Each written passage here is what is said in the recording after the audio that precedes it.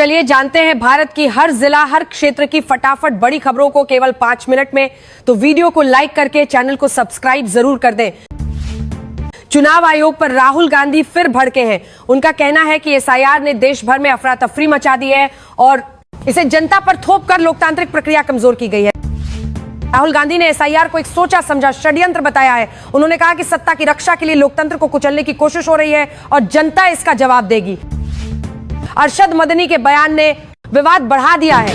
उन्होंने कहा कि न्यूयॉर्क में कोई मुसलमान मेयर बन सकता है, लेकिन भारत में मुसलमान को यूनिवर्सिटी का वाइस चांसलर बनना भी मुश्किल है, जिस पर कई संगठनों ने कड़ी प्रतिक्रिया दी।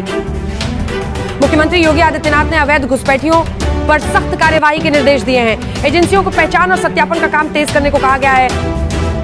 तेजस्वी यादव ने रिजल्ट के बाद पहली बार कड़ा रुख दिखाया है। टुनटुन यादव समेत 32 भोजपुरी गायकों को नोटिस भेजकर जवाब मांगा गया है। सम्राट चौधरी को गृह मंत्री बनाए जाने पर आरजेडी के सहयोगी दीपांकर भट्टाचार्य ने दावा किया है कि बिहार बुलडोजर शासन की ओर बढ़ रहा है और विपक्ष को सतर्क रहने की जरूरत है।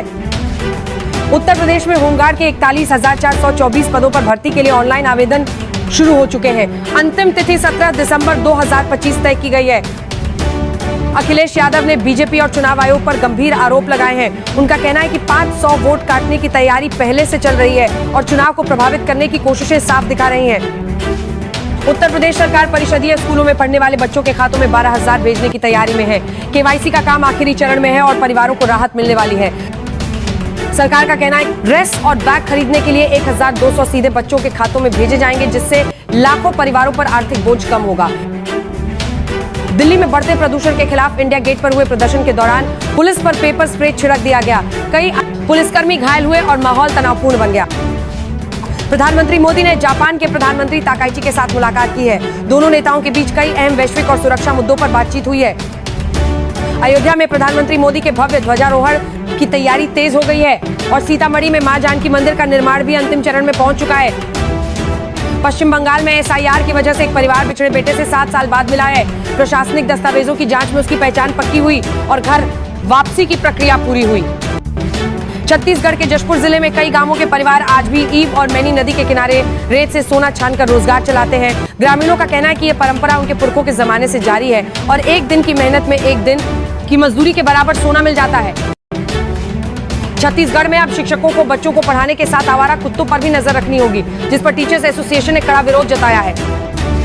उत्तर प्रदेश के सहारनपुर में एक ही दुकान से खरीदे गए 100 से ज्यादा आईफोन अचानक बंद हो जाने से लोगों ने भारी हंगामा किया। दुकान पर भीड़ जमा हुई और ग्राहकों ने जवाबदेही की मांग की।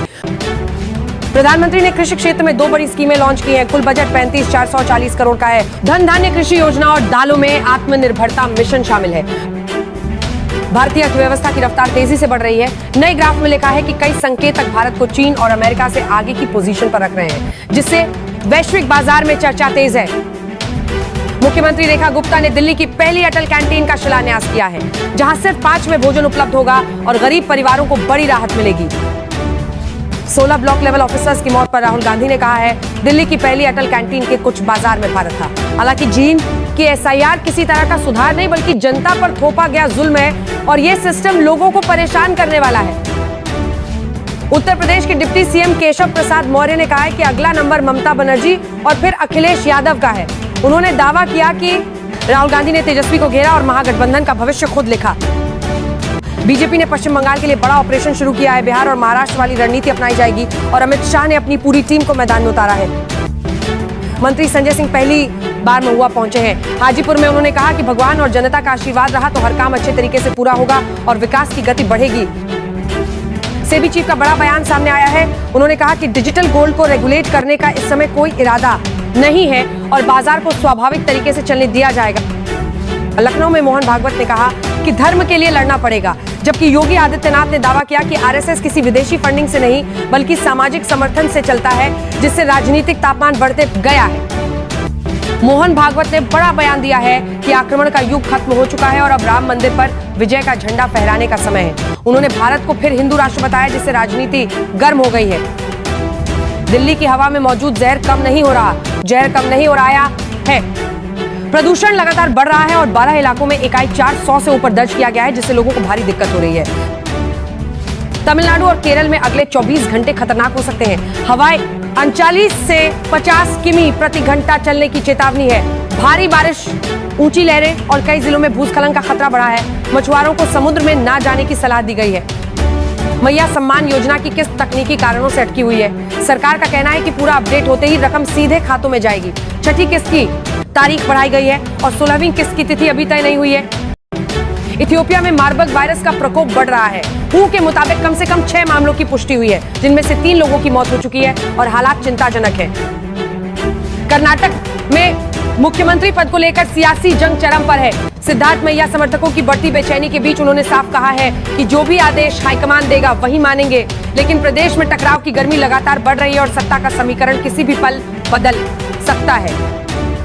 बंगाल के राज्यपाल सीवी आनंद बोस का बड़ा बयान सामने आया है। उन्होंने कहा कि लोग भारत बांग्लादेश सीमा की तरफ पलायन करने को मजबूर हो रहे हैं और इसी मुद्दे पर चेन्नई में वीसीके के कार्यकर्ताओं ने जोरदार प्रदर्शन किया। हालात में सनसनी तब बढ़ी जब बांग्लादेश की आधिकारिक चिट्ठी को शेख हसीना तक पहुंचाने की मांग तेज हुई। दिव्य गीता उत्सव में मोहन भागवत ने कहा कि गीता ही जीवन का उत्तर है। उन्होंने लोगों से अपील की कि रोज 2 श्लोक पढ़ें और मनन करें। देश भर से आए लोगों के बीच उनका यह संदेश आध्यात्मिक वातावरण को और गहरा करता दिखाई दिया।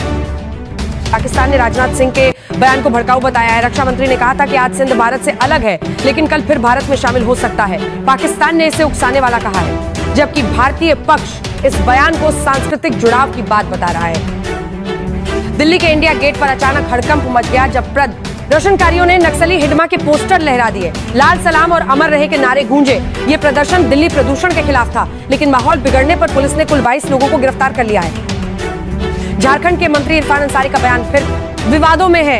उन्होंने आरोप लगाया कि एसआईआर के जरिए नाम काटे जा रहे हैं, नागरिकता छीनी जा रही है और लोगों को बेहद सजग रहने की जरूरत है। उनके इस बयान पर राजनीतिक हलचल तेज हो गई है।